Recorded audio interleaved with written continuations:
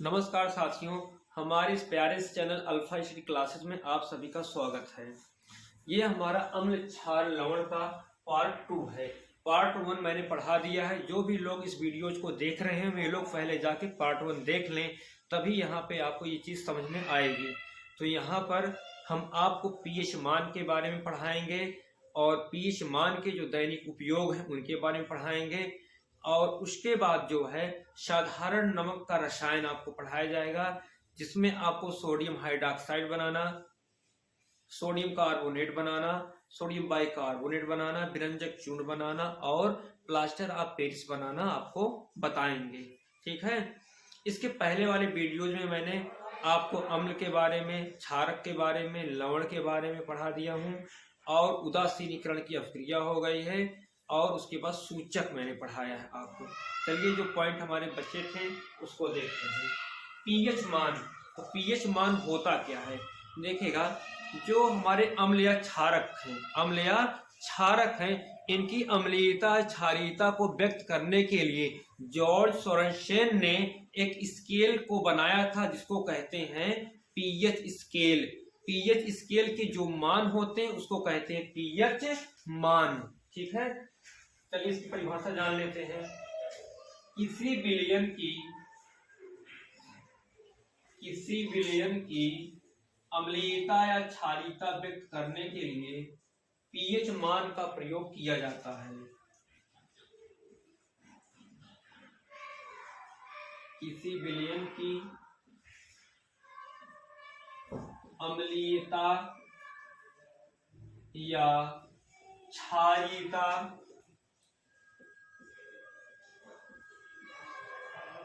व्यक्त करने के लिए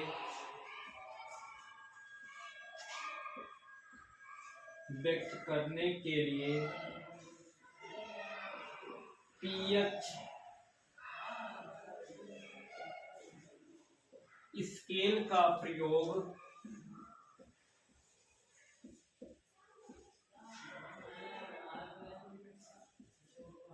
किया जाता है। इसके जनक जॉर्ज सोरेनसेन है। लिख लीजिएगा,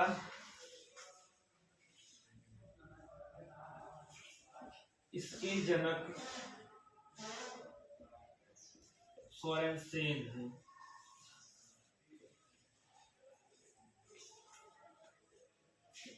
ओके। तो ये होता क्या है पीएच मान। ठीक है।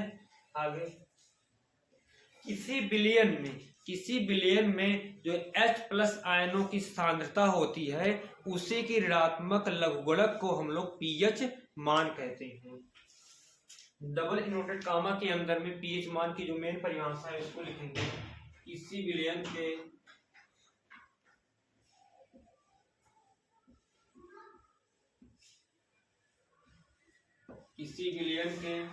हाइड्रोजन आयन की सांद्रता के ऋणात्मक लघुगुणक को पीएच मान कहते हैं। किसी विलयन के हाइड्रोजन आयन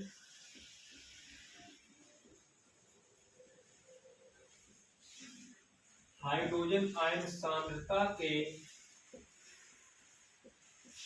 ऋणात्मक लघुगुणक को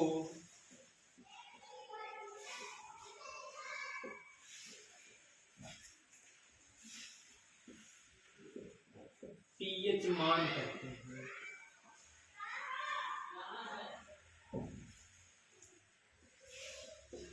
तो मेन परिभाषा उसको डबल इनवर्टेड कामा में क्लोज कर देते हैं। पीएच बराबर होता है -log H+। ओके। तो पीएच मान जो है अम्लीयता क्षारीयता को व्यक्त करने की एक प्रणाली है, जो कि जॉर्ज सोरेनसन ने बनाया था। अब हम लोग देखते हैं कि पीएच स्केल कैसे होती है। आप लोग इसको नोट डाउन कर लीजिए या आप इसका स्क्रीनशॉट ले सकते हैं।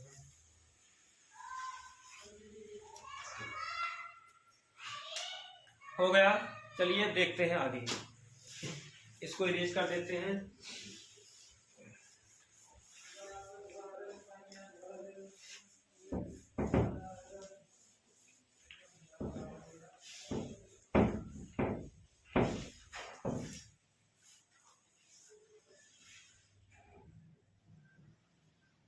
PH scale.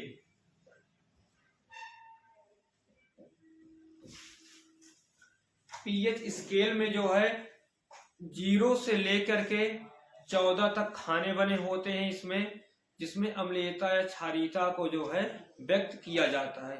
तो चलिए देखते हैं कैसे ये स्केल होती है। यहाँ पे हम लोग एक स्केल ऐसे बना देंगे।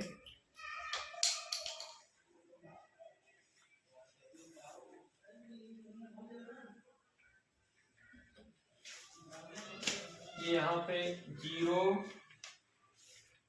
1,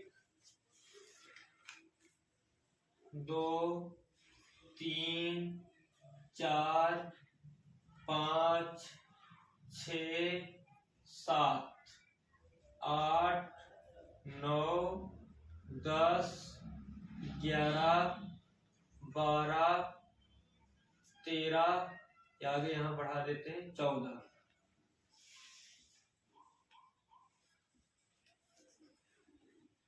तो पीएच स्केल में जो है 0 से लेके 14 तक खाने बने होते हैं, और इसमें जो पीएच मान जिसका 7 होता है वो उदासीन विलयन होता है। उदासीन विलयन अर्थात ना तो अम्ल है ना तो क्षार है। जैसा हमारा जल हो गया, तो जल हमारा एक उदासीन विलयन होता है। जल हमारा उदासीन विलयन होता है। जल ना तो अम्ल है ना तो क्षार है, क्योंकि जो हमारा जल होता है H2O, इसमें H+ और OH- दोनों आयन पाए जाते हैं। तो जल हमारा ना तो अम्ल है ना तो क्षार है, वह है उदासीन विलयन है। इसके आगे इधर 7 से कम, जिसका पीएच मान 7 से कम है वो अम्ल होगा, और जिसका पीएच मान 7 से ज्यादा आएगा वो क्षारक कहलाएगा। ओके, ये है पीएच स्केल। ठीक है, पहले किसी विलयन में H+ आयनों की सांद्रता ज्ञात की जाएगी। सांद्रता ज्ञात करने के बाद उसका पीएच मान निकाला जाएगा। पीएच मान जितना आएगा उसी के आधार पे ये तय होता है कि जो हमारा विलयन है वो अम्लीय है या क्षारीय है, और अगर अम्लीय है तो उसकी अम्लीयता ज्यादा है या कम है। अब मान लीजिए कोई विलयन है, उसका पीएच मान अगर 6 आया, 5 आया, 4 आया, तो वह एक दुर्बल अम्ल होगा। अगर उसका पीएच मान 3, 2, 1, 0 इसमें से आता है तो वह एक प्रबल अम्ल होगा। ठीक है, और यहाँ पे अगर कोई विलयन हमारा आया, उसका पीएच मान 8, 9, 10, 11 आता है तो वह एक दुर्बल क्षार होगा। अगर 12, 13, 14 आता है तो वह एक प्रबल क्षार होगा। ओके, यहाँ पे पीएच स्केल के बारे में पॉइंट समाप्त हो जाता है। बस यही इतना यहाँ पे पीएच स्केल के बारे में आपको जानना है। इसमें 0 से लेके 14 तक खाने बने होते हैं।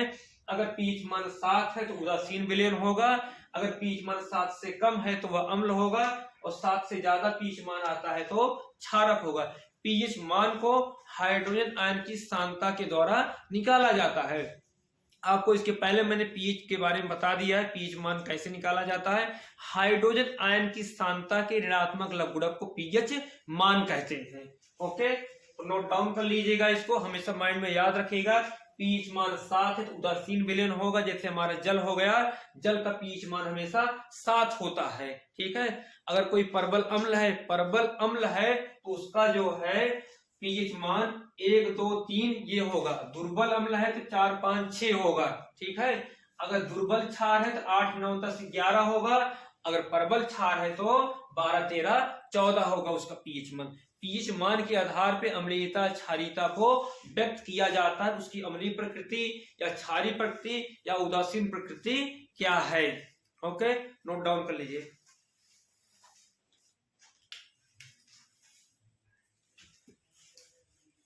चलिए अगला टॉपिक देखते हैं।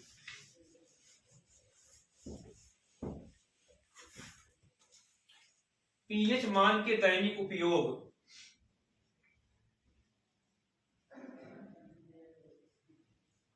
पीएच मान के दैनिक उपयोग।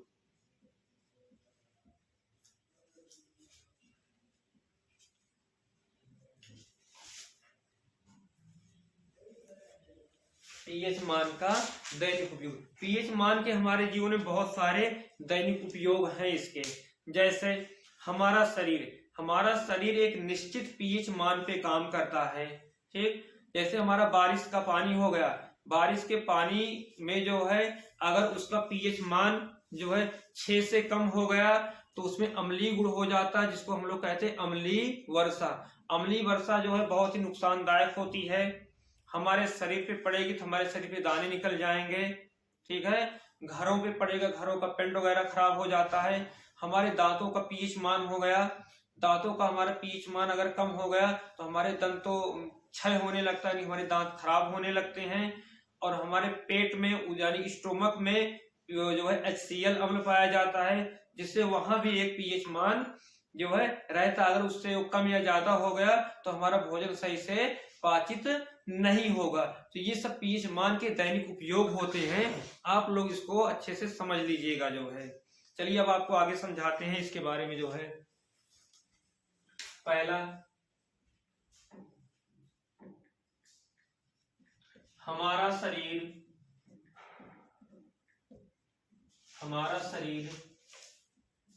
7 से 7.8 पीएच के बीच काम करता है।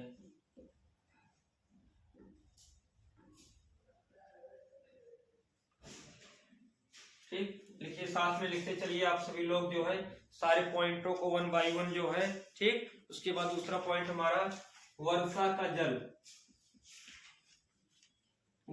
का जल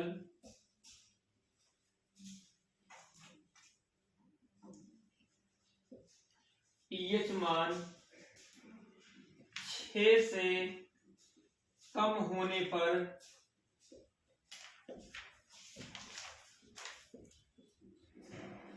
अम्लीय वर्षा हो जाती है।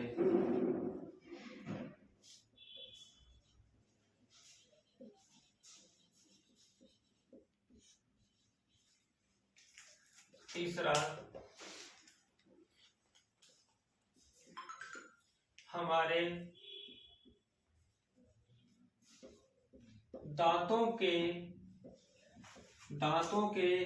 पीएच मान में परिवर्तन होने पर, हमारे दांतों के पीएच मान में परिवर्तन होने पर दांतों का क्षय होने लगता है।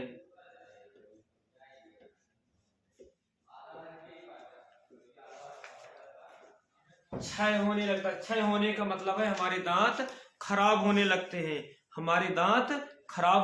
अगर पीएच मान हमारे मुंह का परिवर्तन हो गया तो हमारे दांत खराब होने लगते हैं। वर्षा का जल अगर पीएच मान 7 से कम हो गया तो समझ लीजिए जो है वर्षा कैसी होगी, अम्लीय वर्षा होगी। ओके, हमारा शरीर 7 से 7.8 पीएच के बीच काम करता है। अगर वहां पे पीएच मान में परिवर्तन हो गया तो हमारा शरीर ठीक से वर्क नहीं करेगा, हमको कुछ प्रॉब्लम्स हो जाएंगी।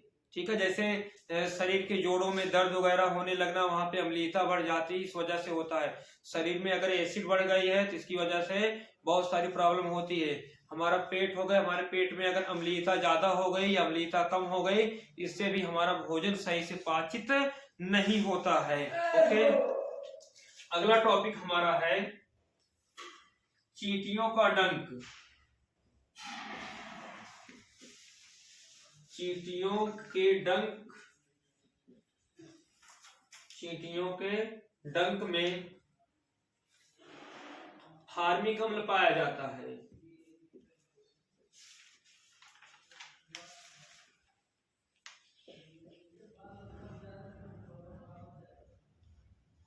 तो चींटियों का डंक, तो पहले भी वीडियोज में मैंने ये चीज बताई है आपको, चींटियों के डंक में फार्मिक अम्ल होता है, जिसके कारण चींटियों के काटने पे हमको जलन का अनुभव होता है। चींटियों के काटने पर हमको जलन का अनुभव होता है, क्योंकि उसका भी पीएच मान ना 2, 3, 4 के बीच में होता है। इसलिए इनके काटने पर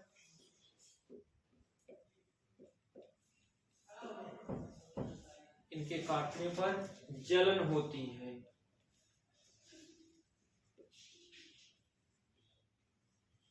ओके,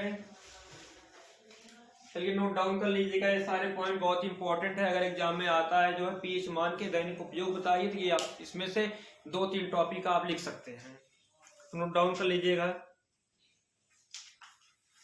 या आप इसका स्क्रीनशॉट ले सकते हैं। चलिए अगला टॉपिक देखते हैं। पीएच मान यहाँ पे पूरा क्लियर हो गया। पीएच मान, पीएच स्केल क्या होती है, उसके दैनिक उपयोग क्या है।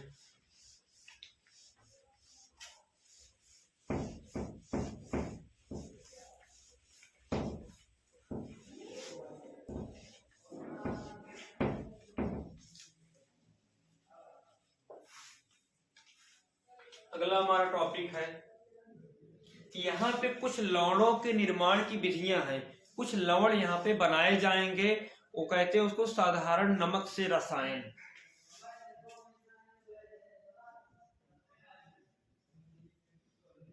साधारण नमक से रसायन,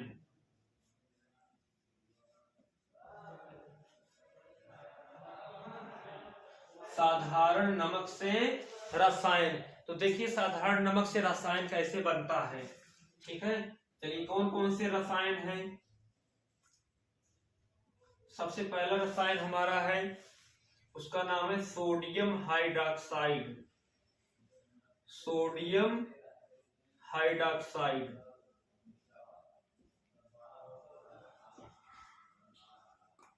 इसका फार्मूला होता है NaOH। इसके निर्माण की विधि है कि इसको कैसे बनाया जाएगा। आपको अम्ल क्षार वाले चैप्टर में ये कुछ लवण दिए गए हैं, 5 लवण हैं, उनको बनाने की विधियां हैं। एग्जाम में ऐसे क्वेश्चन होता पूछा जाएगा कि सोडियम कार्बोनेट या सोडियम हाइड्रॉक्साइड को बनाने की विधि बताइए। दूसरा है सोडियम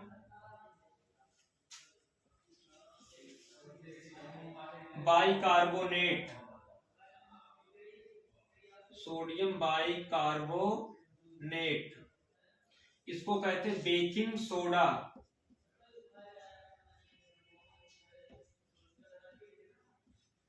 बेकिंग सोडा या इसको हम लोग खाने का सोडा भी बोलते हैं। ये खाने वाला सोडा होता है। सोडा 2 होते हैं, मार्केट में 2 मिलते हैं, एक खाने का सोडा मिलता है, एक धोने का सोडा मिलता है।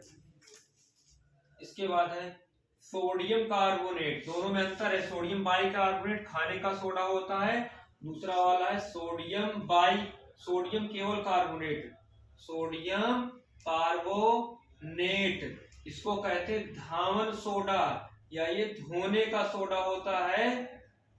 इसका प्रयोग साबुन बनाने में किया जाता है, चाहे नहाने का साबुन हो, चाहे कपड़ा धोने का साबुन हो, तो वहां पे धावन सोडा का यूज होता है। और ये बेकिंग सोडा यानी खाने वाला सोडा है, इसको कहते हैं सोडियम बाइकार्बोनेट। धावन सोडा, इसका नाम है सोडियम कार्बोनेट। चलिए अगला देखते हैं। 1 2 3 हो गए। एक चौथा रसायन का नाम है ब्लीचिंग पाउडर। ब्लीचिंग पाउडर,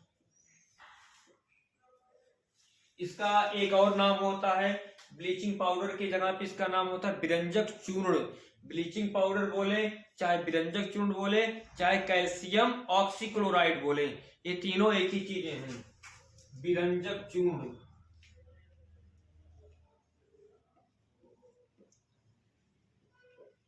इसमें क्लोरीन पाई जाती है। इसका प्रयोग पानी को शुद्ध करने में किया जाता है। पुराने समय में लोग कुएं का पानी पीते थे, तो कुएं में जो है ब्लीचिंग पाउडर को डाल दिया जाता था पानी को शुद्ध करने के लिए। पानी में जो अशुद्धियां होती थी वो जाके तली में बैठ जाती थी और शुद्ध पानी जो है ऊपर रहता था। तो ये यहाँ साधारण नमक से 1 2 3 4 रसायन हो गए। और हमारा जो 5वां रसायन है उसका नाम है POP। ये होता हमारा plaster of Paris. Plaster of Paris, इसका नाम है plaster of Paris. Okay, plaster of Paris. Plaster of Paris को जिप्सम द्वारा बनाया जाता है, इसकी बनाने की विधि है। लेकिन इसका यूज कहाँ होता है? पीओपी का नाम आपने सुना होगा, घरों में, दीवारों में या छतों में पीओपी की जाती है, पुट्टी लगाई जाती है। एक ये यूज हो गया। दूसरा, जब डॉक्टर जो किसी को प्लास्टर बांधता है हड्डी उड्डी टूटने पर, तो प्लास्टर में जो है यही पीओपी का प्रयोग किया जाता है।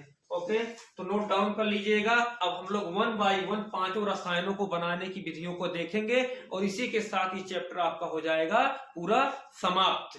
ठीक है, नोट डाउन कर लीजिए, इसका स्क्रीनशॉट ले लीजिए आप लोग।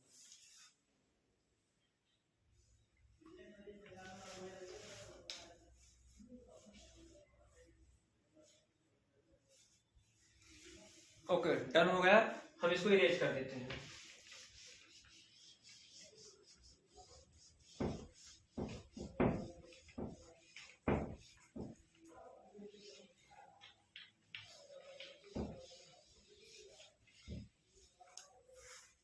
चलिए, पहला रसायन हमारा था सोडियम हाइड्रॉक्साइड NaOH। इसके निर्माण की विधि,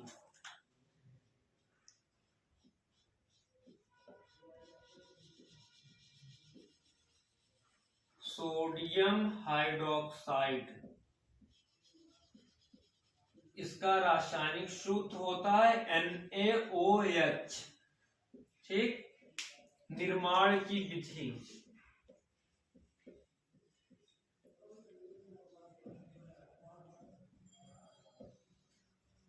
साथ में लिखते चलिएगा सभी लोग, निर्माण की विधि। तो इसको कैसे बनाते हैं, तो सबसे पहले लिखिए कैसे बनाते हैं। सोडियम क्लोराइड, सोडियम क्लोराइड आप सभी जानते हैं, नमक का सूत्र होता है सोडियम क्लोराइड NaCl के जली विलयन में, जली विलयन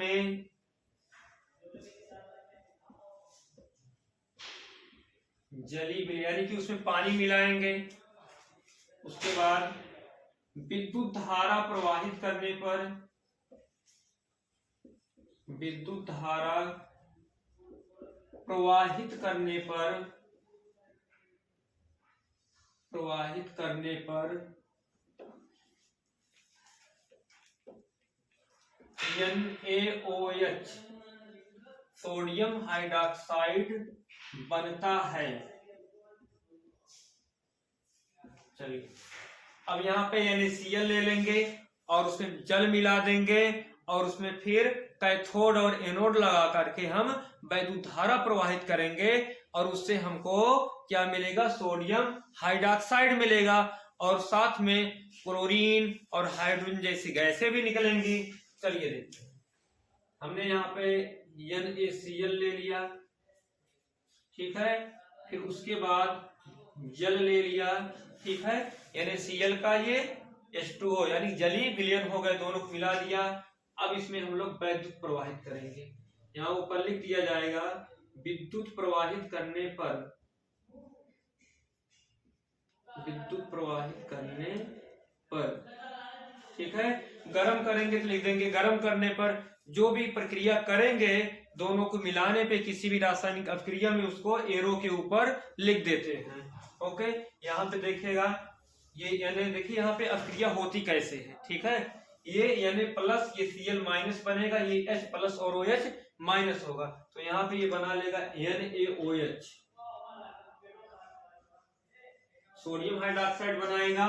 उसके बाद यहाँ पे क्लोरीन है तो क्लोरीन गैस बाहर निकलेगी Cl2, और उसके बाद यहाँ पे हाइड्रोजन गैस भी यहाँ पे हमारी कुछ मात्रा में बाहर निकलेगी। ठीक है, चलिए देखते हैं कैसे यहाँ पे हाइड्रोजन गैस बाहर निकलती है। ठीक, ध्यान से देखिएगा, NaOH हो गया और Cl2 प्लस H2। ठीक है, देखिए NaOH का तो हमें विलयन प्राप्त हो जाएगा और यहाँ पे क्लोरीन गैस ऊपर चली जाएगी और H2 गैस भी ये ऊपर चली जाएगी। ये ऊपर एरो का निशान लगाती है, इसका मतलब गैसें जो है ऊपर की तरफ उठती हैं जो है। ठीक है, अब उसके बाद देखेंगे इसको हम लोग संतुलित कर देंगे, यहाँ लगा देंगे 2H2O। ठीक है, देखेंगे यहाँ पे हाइड्रोजन जो है, ताकि हमारा हाइड्रोजन बैलेंस हो जाए जो है। ठीक, यहाँ हाइड्रोजन 2 है और यहाँ पे 1 हाइड्रोजन है, तो 2 1 यहाँ पे 3 हाइड्रोजन इस तरफ है हमारे, और यहाँ पे इस तरफ जो है 4 हाइड्रोजन है। ठीक है, तो हाइड्रोजन हमारा यहाँ पे नहीं बैलेंस है। उसके बाद सोडियम देखेंगे, सोडियम का यहाँ पे 1 परमाणु है और सोडियम इधर बैलेंस है। ऑक्सीजन देखते हैं, ऑक्सीजन यहाँ पे 2 अणु है, ऑक्सीजन यहाँ पे अकेला है, तो यहाँ भी हम 2 लगा देंगे 2 NaOH, और यहाँ भी 2 लगा देते हैं। अब देखिएगा सोडियम का 2 परमाणु, सोडियम का 2 परमाणु है, ठीक है, और ऑक्सीजन के हमारे यहाँ पे 2 है, ऑक्सीजन यहाँ पे 2 हो गए, क्लोरीन भी 2 है, क्लोरीन यहाँ पे 2 है, और हाइड्रोजन देखिएगा यहाँ पे 2 है, यहाँ पे 2 है, 4 है। तो ये हमारा हो गया सोडियम हाइड्रोक्साइड बनाने की विधि। देखिए समीकरण को पहले लिख लेते हैं, बाद में संतुलित कर देते हैं। रासायनिक अपक्रिया पहले चैप्टर में ये सिखाया गया है आपको रासायनिक अपक्रियाओं को कैसे संतुलित करेंगे। तो यहाँ पे ये आपका हो गया रासायनिक अपक्रिया सोडियम हाइड्रोक्साइड को बनाने की विधि। एग्जाम में आपको यही लिखना है।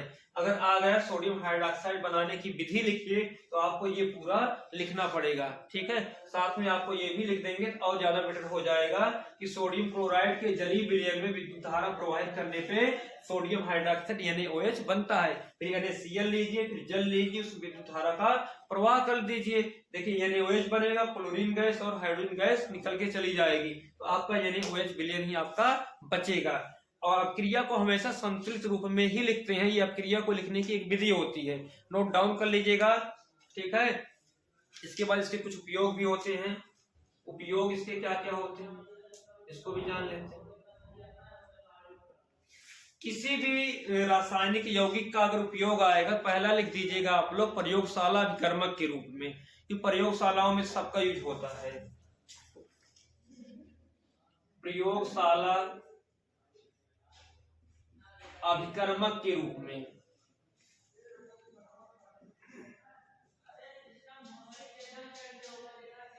प्रयोगशाला अभिकर्मक में। दूसरा कागज उद्योग में और साफ सफाई में। बस आपके 2 उपयोग यहाँ पे हो गए, ठीक है। इसको नोट डाउन कर लीजिए, आप इसका स्क्रीनशॉट ले लीजिए। मैं चलता हूँ अब अगले रसायन के बारे में आपको पढ़ाने। पहला सोडियम हाइड्रोक्साइड हो गया, अब दूसरा आपको पढ़ाते हैं।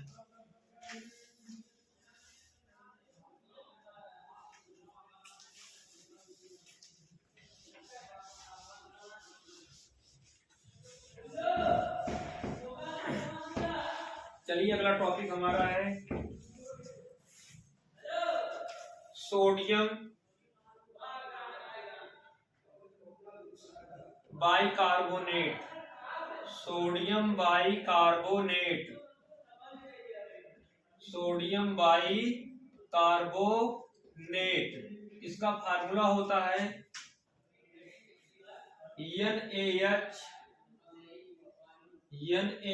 NaHCO3। इसी कहते हैं बेकिंग सोडा, इसी कहते हैं बेकिंग सोडा या खाने का सोडा। चलिए जानते हैं इसके बनाने की विधि। इसके बनाने की विधि आप लोग सिंपल लिख लीजिएगा। इसमें सोडियम कार्बोनेट के जलीय विलयन में CO2 प्रवाहित करने पर सोडियम बाइकार्बोनेट बनता है, ठीक है। निर्माण की विधि,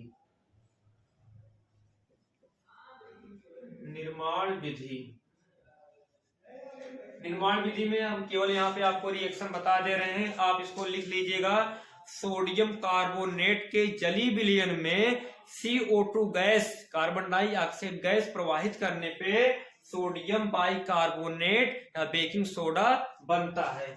चलिए यहाँ पे हम लोग ले लेंगे सोडियम कार्बोनेट Na2CO3 और इसका जलीय विलयन H2O हो गया, और उसमें हम लोग CO2 गैस प्रवाहित करेंगे, और प्रवाहित करके हम लोग उसको क्या करेंगे, गर्म कर देंगे। ये गर्म करने का चिन्ह होता है, किसी चीज को गर्म किया जाएगा तो उसके ऊपर ये चिन्ह लगाया जाएगा, और हमारा बन के निकलेगा यहाँ पे सोडियम बाइकार्बोनेट 2NaHCO3। ये हमारा बन गया बेकिंग सोडा, ठीक। इसको नोट डाउन कर लीजिएगा। ये निर्माण की विधि है सोडियम बाइकार्बोनेट की, और इसका उपयोग ठीक है। बेकिंग सोडा का बहुत उपयोग होता है। पूरे बेकरी के जितने सामान बनते हैं सब में बेकिंग सोडा का यूज होता है आटा को फुलाने के लिए जो है। ठीक है, पहला उपयोग आप लिखिएगा प्रयोगशाला अभिकर्मक के रूप में। प्रयोगशाला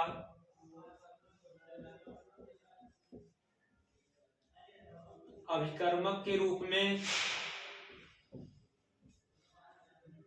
प्रयोगशाला अभिकर्मक के रूप में।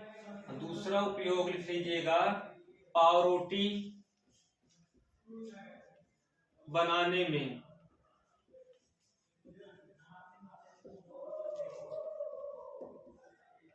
अगला उपयोग लिख लीजिएगा बेकरी उद्योग में। बेकरी उद्योग में।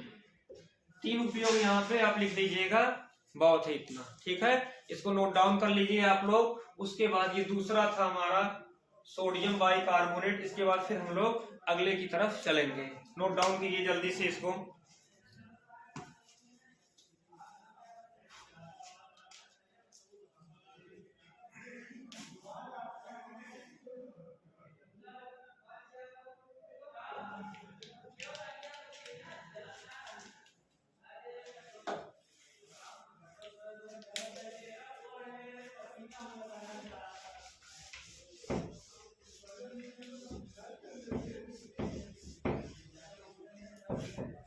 अगला हमारा तीसरा रसायन है सोडियम कार्बोनेट।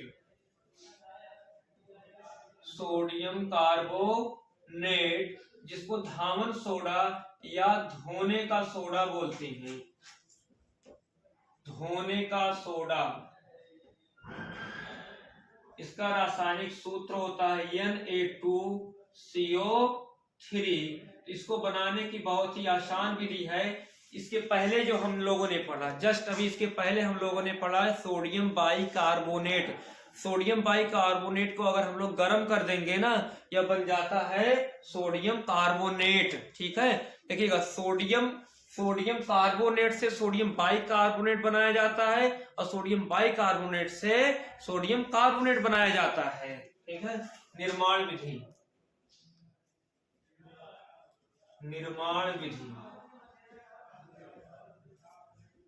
ठीक है, निर्माण विधि में आप लिखिएगा सोडियम बाइकार्बोनेट को गर्म करने पे, सोडियम बाइकार्बोनेट को गर्म करने पर सोडियम कार्बोनेट बनता है। उसके बाद आपको रासायनिक अपक्रिया लिख देनी है। एग्जाम में रासायनिक अपक्रिया ही माने रखती है। अगर आपने रासायनिक अपक्रिया लिखा है तो आपका सही है।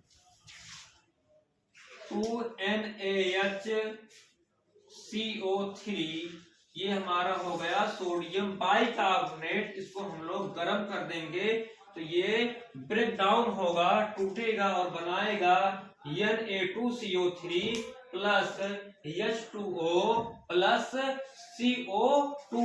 ओके, यहाँ ये क्या बन गया हमारा धावन सोडा, धोने का सोडा। धावन सोडा बोले चाहे धोने का सोडा बोले, दोनों का मतलब एक ही है। ठीक, अब हम लोग जान लेते हैं इसका उपयोग। इसका उपयोग कहां कहां पे होता है। उपयोग, पहला उपयोग प्रयोगशाला अभिकर्मक के रूप में। प्रयोगशाला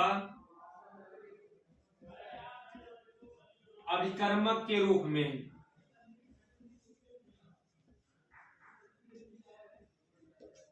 दूसरा उपयोग साबुन बनाने में। बस 2 उपयोग आप इसका लिख लीजिए। आप सभी लोग नोट डाउन कीजिए इसको जल्दी से। उसके बाद चलते हैं अगले टॉपिक की तरफ।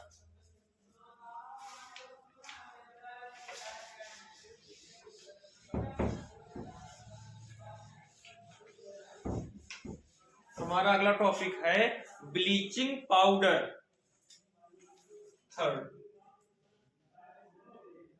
इसके कई नाम है। नाम आपको सभी नाम पता होना चाहिए, नहीं तो एग्जाम में आप लोग कंफ्यूज हो सकते हो। ब्लीचिंग पाउडर, इसका एक नाम है विरंजक चूर्ण। मार्केट में ये दो नाम से जाना जाता है, ब्लीचिंग पाउडर और विरंजक चूर्ण। लेकिन रसायन पढ़ रहे हैं आप लोग, रासायनिक यौगिकों में इसका नाम होता है कैल्शियम ऑक्सीक्लोराइड। Calcium oxychloride.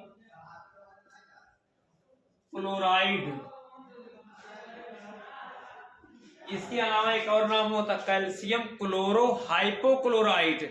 आपको चार नाम हो गए, ब्लीचिंग पाउडर, विरंजक चूर्ण, कैल्शियम ऑक्सीक्लोराइड और कैल्शियम क्लोरो हाइपोक्लोराइड। और इसका रासायनिक सूत्र CaOCl2 होता है। CaOCl2 होता है। अब देखते हैं इसके निर्माण की विधि, इसको कैसे बनाया जाता है। इसको बनाने के लिए बूझा चूना लेते हैं। बूझा चूना सभी लोगों ने देखा होगा, जिससे सफेदी की जाती है या पान में खाया जाता है, वो बूझा चूना होता है। ठीक है, उसका सूत्र है CaOH का होल ट्वाइस, बोलते हैं कैल्शियम हाइड्रोक्साइड। तो कैल्शियम हाइड्रोक्साइड के जलीय विलयन में, ठीक है, कैल्शियम हाइड्रोक्साइड के जलीय विलयन में क्लोरीन गैस प्रवाहित करने पर ब्लीचिंग पाउडर बनता है। ब्लीचिंग पाउडर बनता है।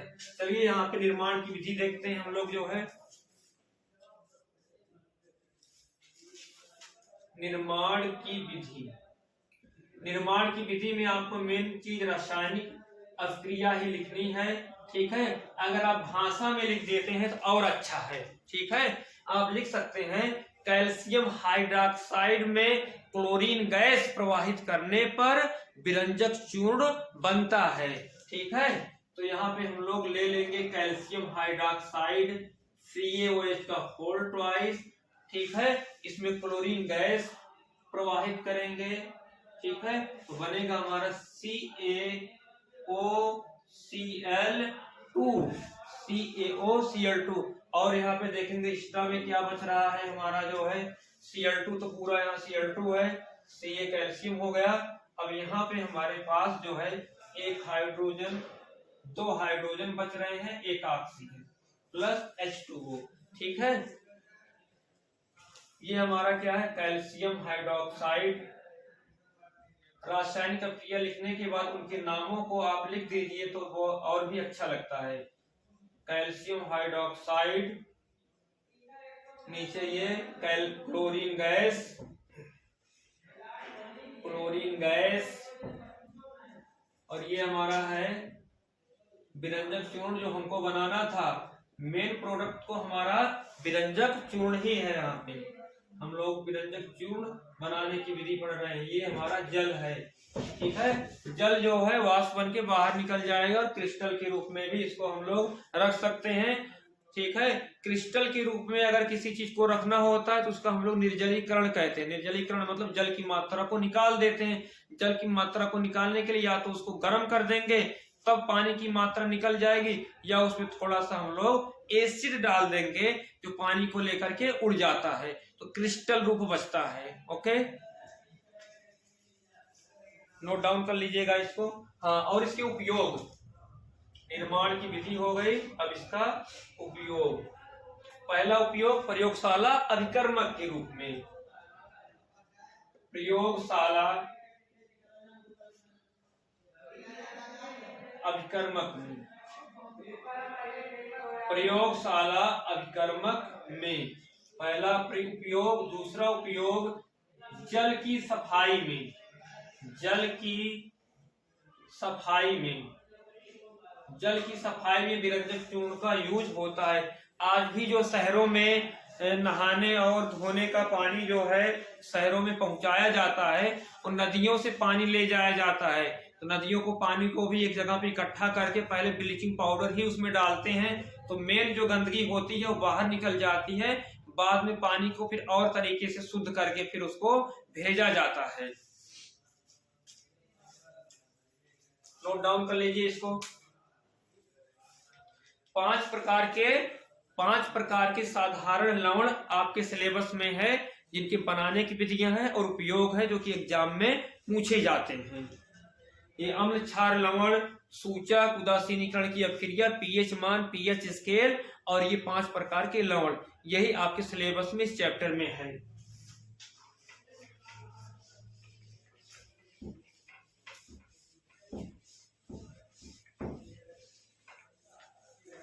बिल्कुल लास्ट टॉपिक आपका है प्लास्टर ऑफ पेरिस, जिसको कहते हैं पीओपी, प्लास्टर ऑफ पेरिस।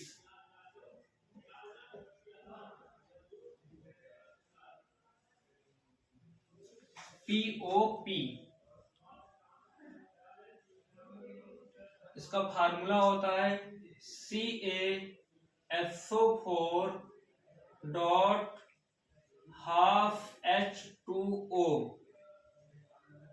ठीक है, ये है प्लास्टर ऑफ पेरिस का formula, calcium sulphate dot half hydrate.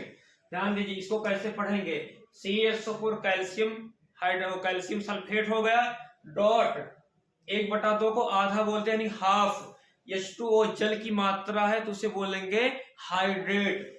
ठीक, calcium sulphate dot half hydrate. कहीं कहीं पे आपको लिखा मिलेगा कैल्शियम सल्फेट डॉट अर्ध हाइड्रेट, अर्ध मतलब आधा, ठीक, चाहे हाफ बोले चाहे आधा बोले, बात एक ही है। हाइड्रेट मीन्स होता है जल की मात्रा। ठीक है, इसको याद रखना। फार्मूला क्या है इसका, पीओपी का calcium sulphate dot half hydrate. चलिए इसको बनाने की विधि देखते हैं। ठीक है, निर्माण की विधि, निर्माण विधि इसकी क्या है, चलिए लिख देता हूं मैं यहाँ पे। ठीक है, बता भी देता हूं पहले। ठीक है, जिप्सम एक पदार्थ है। जिप्सम को 373 केल्विन पे गर्म करने पर पीओपी बनता है। ठीक है, सिंपल सी बात है। यहाँ पे आप जिप्सम ले लीजिए। जिप्सम का फार्मूला मैं लिख देता हूं यहाँ पे। पहले आप इसकी परिभाषा लिखिएगा। जिप्सम को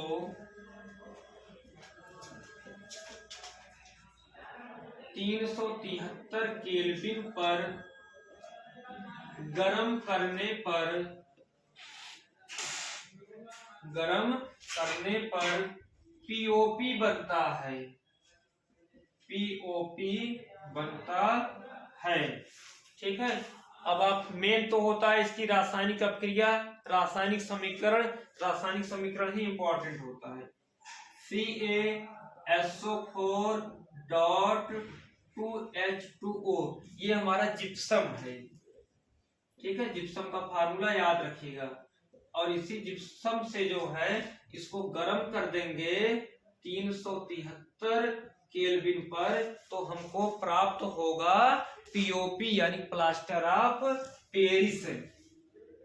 CaSO4 dot hydrate half H2O plus 1 half H2O, इतना जल की मात्रा बाहर निकलेगी।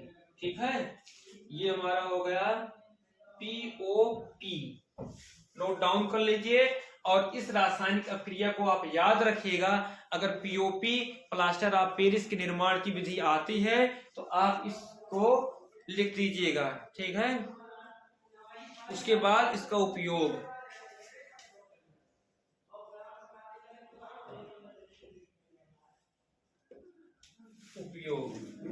उपयोग इसका है पहला, प्रयोगशाला कर्मक के रूप में आप लिख सकते हैं। प्रयोगशाला अभिकर्मक में